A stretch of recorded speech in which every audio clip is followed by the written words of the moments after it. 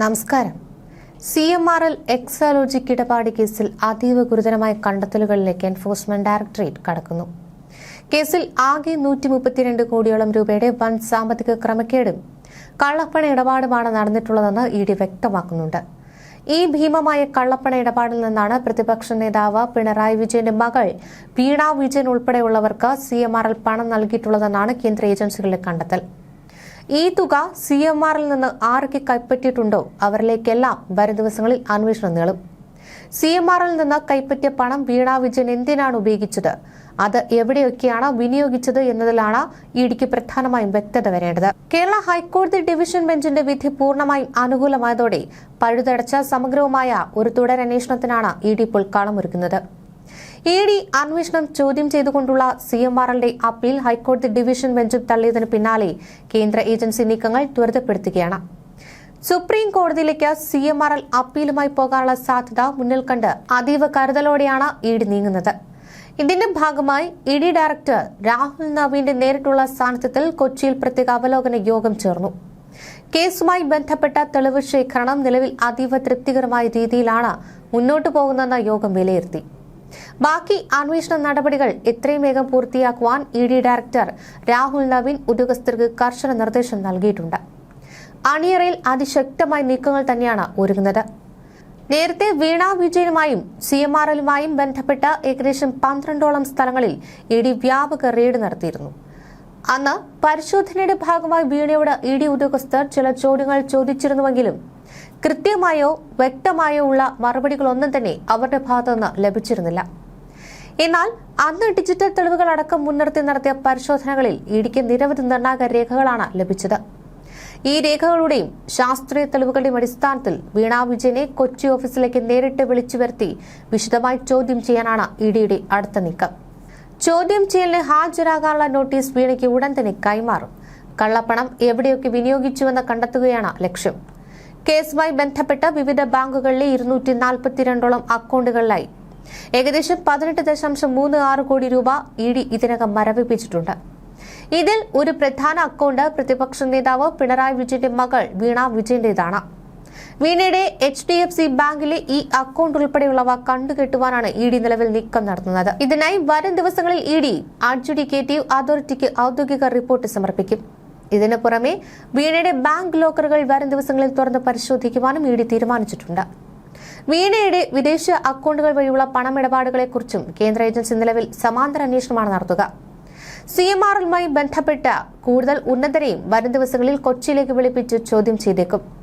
അതേസമയം കേസിലെ പരാതിക്കാരനായ BJP നേതാവ് അഡ്വക്കേറ്റ് ഷോൺ ജോർജ് ഗുരുതരമായ ആരോപണങ്ങളുമായി വീണ്ടും രംഗത്ത് വന്നിട്ടുണ്ട്. CMRL കേസിൽ വീണ വിജയൻ വെറും ഇടനിലക്കാരി മാത്രമെന്നാണ് ഷോൺ ജോർജ് വ്യക്തമാക്കുന്നത്. വീണ പണം കൈപ്പറ്റിയത് പ്രതിപക്ഷ നേതാവ് പിണറായി വിജയന് വേണ്ടിയുള്ള കൈക്കൂലിയായിട്ടെന്നാണ് അദ്ദേഹം ആരോപിക്കുന്നത്. തീരദേശത്തെ കരിമണൽ കൊള്ള ചെയ്യാൻ CMRL കമ്പനിക്ക് ഒത്താശ ചെയ്തു കൊടുത്തതിന്റെ പ്രതിഫലമാണ് മകളിലൂടെ കൈപ്പറ്റിയതെന്ന് ഷോൺ ജോർജ് പറയുന്നു. ഇതിന് പിന്നിലെ വലിയ അഴിമതി പുറത്തു കൊണ്ടുവരുവാൻ CBI, atomic energy department, SEBI എന്നിവരുടെ ഇടപെടൽ ആവശ്യപ്പെട്ട് താൻ ഹൈക്കോടതിയിൽ പുതിയ ഹർജി നൽകിയിട്ടുണ്ടെന്നും ഷോൺ ജോർജ് വ്യക്തമാക്കി. പ്രതിപക്ഷ നേതാവ് പിണറായി വിജയന്റെ മകൾക്കെതിരെയുള്ള ED അന്വേഷണം 132 കോടിയുടെ വൻ അഴിമതിയിലേക്ക് നീങ്ങുന്നതോടെ സംസ്ഥാന രാഷ്ട്രീയം വരും ദിവസങ്ങളിൽ കൂടുതൽ പുകയും. ED ഡയറക്ടർ നേരിട്ടെത്തി കാര്യങ്ങൾ വിലയിരുത്തിയ പശ്ചാത്തലത്തിൽ വരും ദിവസങ്ങളിൽ വലിയ അറസ്റ്റുകളിലേക്കോ മറ്റു കടുത്ത നടപടികളിലേക്കോ കേന്ദ്ര ഏജൻസി കടക്കുമോ എന്നാണ് ഉറ്റുനോക്കുന്നത്. പ്രതിപക്ഷ നേതാവ് പിണറായി വിജയന്റെ മകൾ വീണ വിജയന്റെ ഉടമസ്ഥതയിലുള്ള എക്സാലോജിക് സൊല്യൂഷൻസ് എന്ന കമ്പനിയുടെ സാമ്പത്തിക അടിത്തറയെക്കുറിച്ചുള്ള കൂടുതൽ വിവരങ്ങൾ കേന്ദ്ര അന്വേഷണ ഏജൻസികൾ ശേഖരിച്ചു വരികയാണ്. ബംഗളൂരു ആസ്ഥാനമായി പ്രവർത്തിച്ചിരുന്ന ഈ IT സ്ഥാപനം കരിമണൽ കമ്പനിയുമായി ഇടപാടുകൾ നടത്തുന്ന കാലയളവിൽ കമ്പനി നിയമങ്ങൾ പൂർണ്ണമായി പാലിച്ചിരുന്നു എന്നാണ് ED പരിശോധിക്കുന്നത്. നേരത്തെ CMRL ഉദ്യോഗസ്ഥർ നൽകിയ മൊഴികളിൽ എക്സാലോജിക്കിന് പണം നൽകിയത് കമ്പനിയുടെ ആഭ്യന്തര സോഫ്റ്റ്വെയർ വികസനത്തിനാണെന്നാണ് അവകാശപ്പെട്ടത്. എന്നാൽ ഈ സാങ്കേതിക വിദ്യകൾ CMRL എവിടെയാണ് ഉപയോഗിച്ചതെന്ന് കണ്ടെത്താൻ EDയുടെ IT വിദഗ്ധർക്ക് കഴിഞ്ഞിട്ടില്ല. ഇല്ലാത്ത സേവനത്തിന്റെ പേരിൽ പണം കൈമാറിയത് വഴി കോർപ്പറേറ്റ് ചട്ടങ്ങളുടെ കടുത്ത ലംഘനമാണ് നടന്നിരിക്കുന്നത്.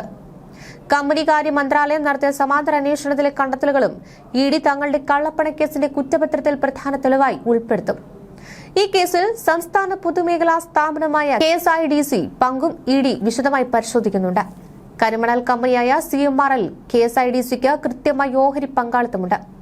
KSIDCയുടെ പ്രതിനിധികൾ CMRLന്റെ ഡയറക്ടർ ബോർഡിൽ ഇരിക്കെയാണ് പ്രതിപക്ഷ നേതാവ് പിണറായി വിജയന്റെ മകൾക്ക് ഇത്രയും വലിയ തുകകൾ കൈമാറിയതെന്നാണ് അന്വേഷണത്തിന്റെ വ്യാപ്തി വർദ്ധിപ്പിക്കുന്നത്.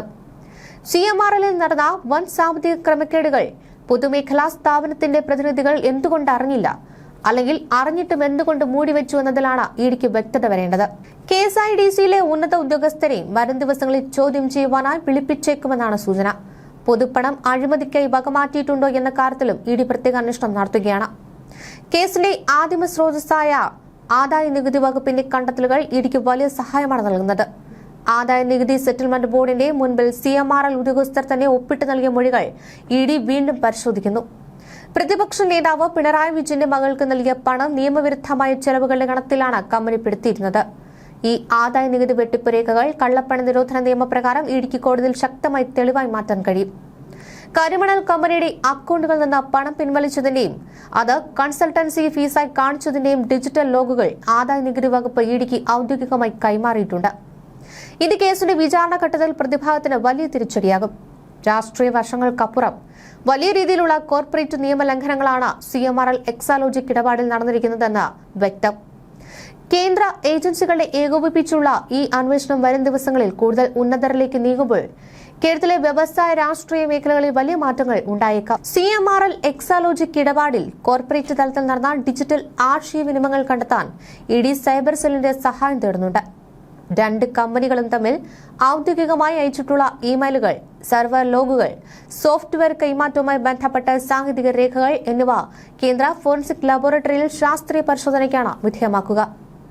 കൺസൾട്ടൻസി സേവനങ്ങൾ നൽകിയിട്ടുണ്ടെന്ന പ്രതിഭാഗത്തിന്റെ വാദം പൂർണ്ണമായും വ്യാജമാണെന്ന് തെളിയിക്കാനാണ് ഇഡി ഡിജിറ്റൽ തെളിവുകൾ നിരത്തുന്നത്. ഇല്ലാതാക്കാൻ ശ്രമിച്ച ഇമെയിൽ സന്ദേശങ്ങളും ഇല്ലാതാക്കിയ ഫയലുകളും പ്രത്യേക സോഫ്റ്റ്വെയറുകൾ ഉപയോഗിച്ച് വീണ്ടെടുക്കാനുള്ള നടപടികൾ ഇഡി ആരംഭിച്ചു കഴിഞ്ഞു. മുൻ മുഖ്യമന്ത്രിയായിരുന്ന പിണറായി വിജയന്റെ മകൾ വീണ വിജയന്റെ IT സ്ഥാപനത്തിൽ മുൻപ് ജോലി ചെയ്തിരുന്ന പ്രധാന ജീവനക്കാരെയും സാങ്കേതിക വിദഗ്ധരെയും വരും ദിവസങ്ങളിൽ സാക്ഷികളാക്കി വിളിപ്പിക്കുവാൻ ഇഡി നീക്കം നടത്തുന്നുണ്ട്. ഇതിനോടൊപ്പം ബാങ്കിംഗ് ചട്ടങ്ങളുടെ ലംഘനവും ഈ കേസിൽ ഇഡി പരിശോധിക്കുകയാണ്.